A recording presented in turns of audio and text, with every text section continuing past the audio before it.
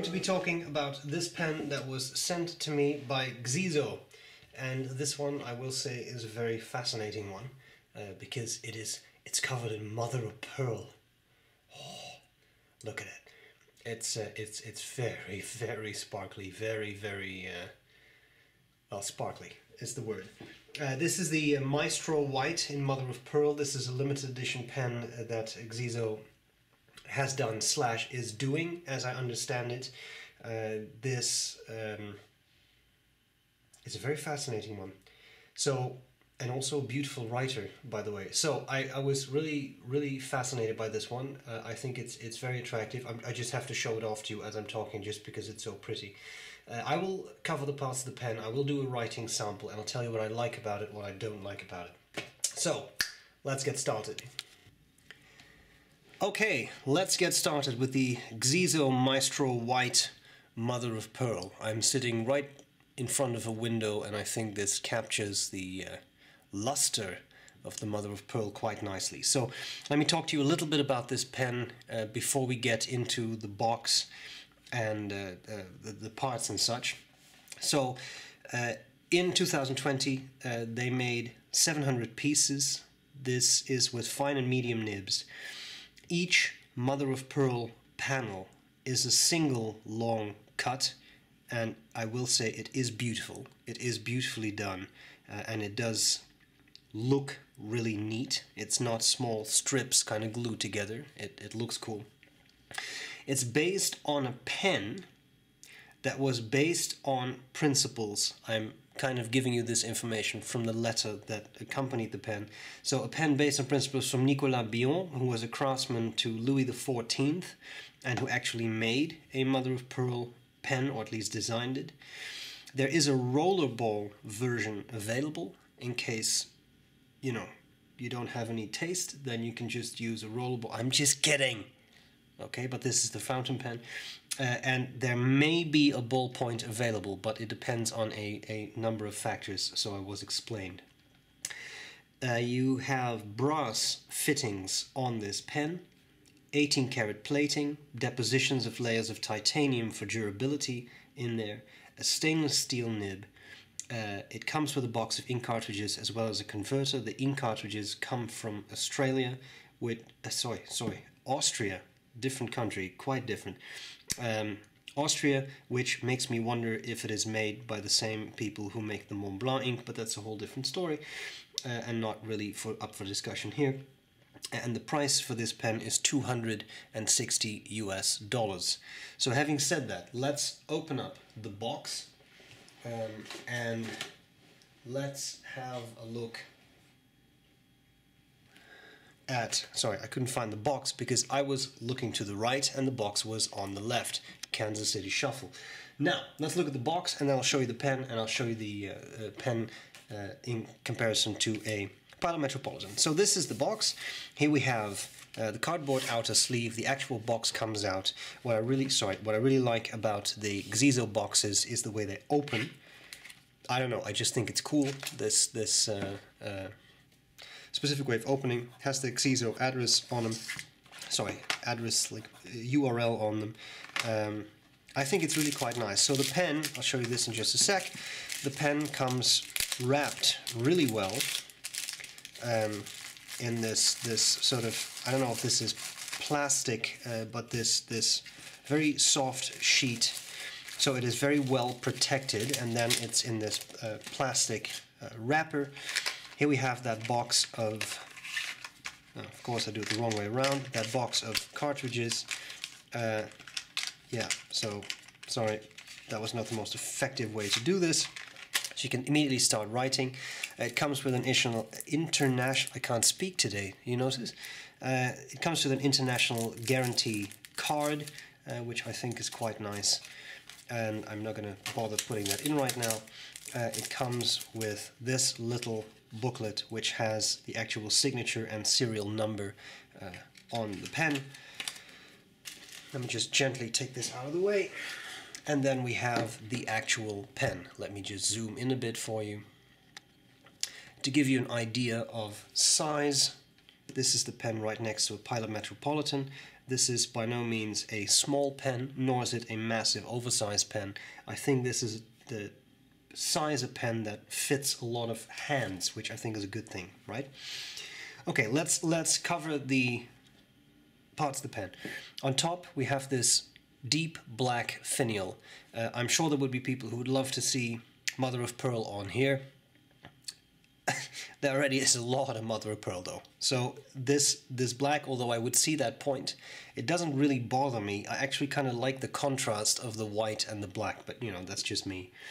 Then we have here, I don't know how well you can read that, but here it says limited edition, and then it says Xezo Maestro 18 karat gold plated number 533. And here it says 2020, a year that we will all remember very fondly, I'm sure, but then again this came out of it, so it wasn't too bad. Here we have a clip. Clip is springy, quite stiff, but springy enough to be used. We have this nice, I think, oak leaf pattern on it, but I really like it.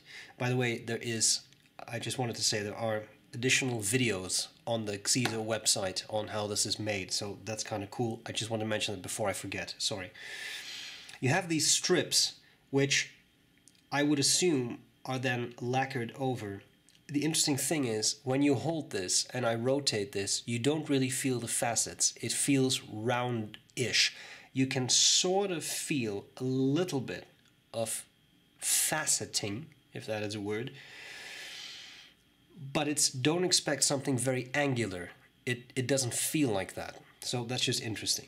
We have at the end here an end cap, which allows you to take the cap, align clip and nib, and post it in such a way that clip and nib, oh, sorry for the lack of focus, that clip and nib actually align, and it's very securely so. Well, that was kind of it, wasn't it? Then we have the section. The section is ever so slightly hourglass shaped. Very comfortable, I found. Very comfortable to hold. And you have a number 6 steel nib, in this case medium, marked Xezo and Germany, and has some stars there, which I thought was kind of cute. Plastic feed, and in this case, converter fed. Now, the question, of course, is, how does the pen write? So, let's take some paper. I'll zoom out a little bit.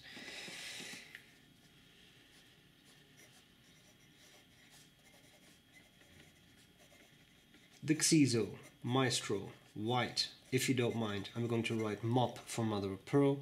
This is the medium steel nib, and the ink is onyx from Edelstein. It looked like the cartridges that came with the pen were black ink, and I also thought that the black ink might make for a nice contrast with the white mother of pearl. The nib is steel. It's a very pleasant writer, very smooth. You see, let me just do this because talking and writing at this speed is hard. You have seen there, I think, the hard starts. I've noticed that for the first time on this paper. I've been writing on different kinds of paper. I haven't had that issue. Bear in mind, I had it uncapped for just a little bit to show you the parts. So don't worry too much about the hard starts. I haven't really found that during writing. In fact, I found it a very nice, well-tuned nib. So I really think that maybe this particular Rhodia paper.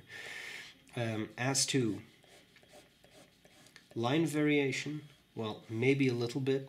As always, very, very careful. It's not a flex nib. It's not advertised as a flex nib, right? Now, for those of us who were worried about the startup issues, I always like to do this.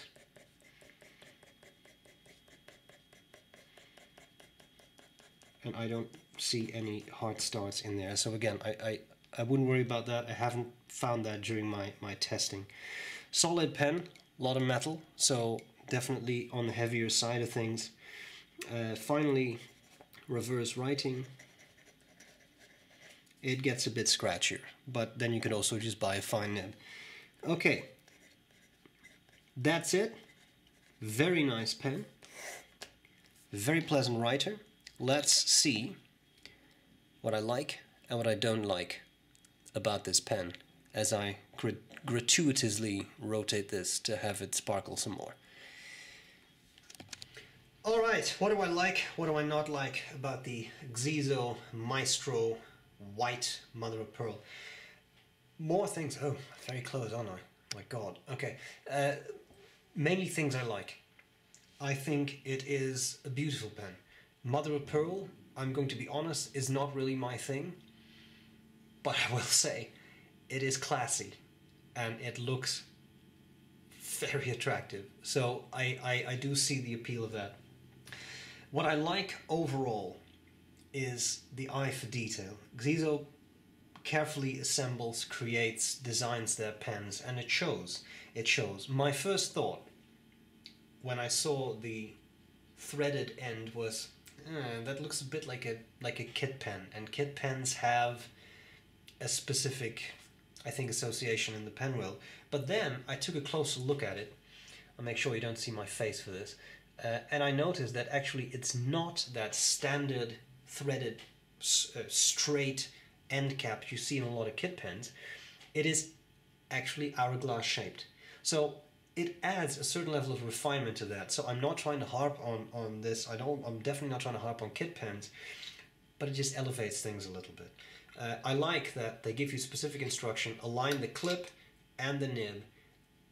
The cap will screw into place, and the clip and the nib actually align. Again, it's eye for detail. A solidly made pen. The section, maybe it would look nice if it was gold colored as well, because all the other trims are gold colored. Just saying. I will say this about this pen, and that was probably by far my favorite thing. It's a fantastic writer. It's an incredibly nice writer. And that really struck me as a very positive aspect of this pen. Mother of pearl, it's fancy, it looks nice, it may look like it's kind of focused on a collector market more than a user market. I'm not saying it is, I'm just saying you could approach it from that perspective, right? It's a somewhat fancy model, right? But having said that, it really writes, and it's just an incredibly nice nib, a very solid writer. Again, I just want to point out, I know that you saw a few hard starts in the writing sample. I've written on a number of papers. I haven't experienced that. I really think it was that particular Rhodia paper. I just want to point that out. I'm not trying to make this pen to look to be like anything that it's not. I just haven't had that issue, so I just want to point that out. Things I don't like so much. It's a... I think the price of the pen is $260 US. That's not a low price. I think the $260 US mark, you start to get into gold nib territory, and this is a steel nib. Now, in my mind, I'll be honest, a good steel nib I don't think is anything to be looked down upon. I would rather have a good steel nib that writes solidly, as this one does, than a gold nib that's finicky, skips, etc. But I know that there will be people who say at this price it should have that. Bear in mind, this is not, quote-unquote, just an acrylic pen with a steel nib. It does have mother of pearl on it. It has the single strips. It has the long strips. The application of these strips takes a lot of time, and for that you will pay. So if a gold nib were to be added on top of this, then I would assume that would add quite a bit of cost to the price. Not necessarily because of the gold content, but because of customs in the pen world. I'm now seeing gold nib upgrades for 150 US. That's not the gold content, that's the prestige of a gold nib. So if that would be added to it, then imagine what the pen would cost at that point. Just saying, right? I will say one thing, and this is not a criticism. I was thinking, and I want to point it out because I know that people are going to ask if I don't mention this, do the facets line up? They line up largely. They don't line up perfectly, and I want to talk to you a little bit about that. So if you look at the nib end, I've now aligned this in such a way that the nib is right below the clip, so they align. I don't know how well you can see this. I'm trying to block out my face a little bit for this so it doesn't focus on that. it's hard to show the reflection, but as you can see, the facets line up very well at this point. As you turn the pen, they start to be offset a tiny bit. Now I want to point out, I haven't made this. I don't know what is involved in putting mother of pearl strips onto a pen like this, because I'm not an artisan, but what I will say is, bear in mind that the cap has a slightly bigger diameter than the barrel. And as a result, I think just mathematically, if the strips are all the same size, that's never going to line up perfectly. In my mind, at the point where it matters, which is the front, they line up perfectly, right? And then you get a small offset that just, it's an offset, right? Because again, you're dealing with two different diameters. I hope that made sense, but I wouldn't hold that against the manufacturing of the pen. I don't think there's any way to make that work unless you vary the width of the strips. But then visually other things may look like they don't match entirely. So I just wanted to say that overall, I think it's a solid pen. It feels solid, it's made solidly, good eye for detail, it writes beautifully. What more could you wish for? No fiddling with nibs, out of the box, solid writer. I wish all pens did that these days. But I do. So, a very kind thank you to Xezo for sending me this pen. I really appreciate it. I hope this was useful, and I'll gladly see you later. Bye bye.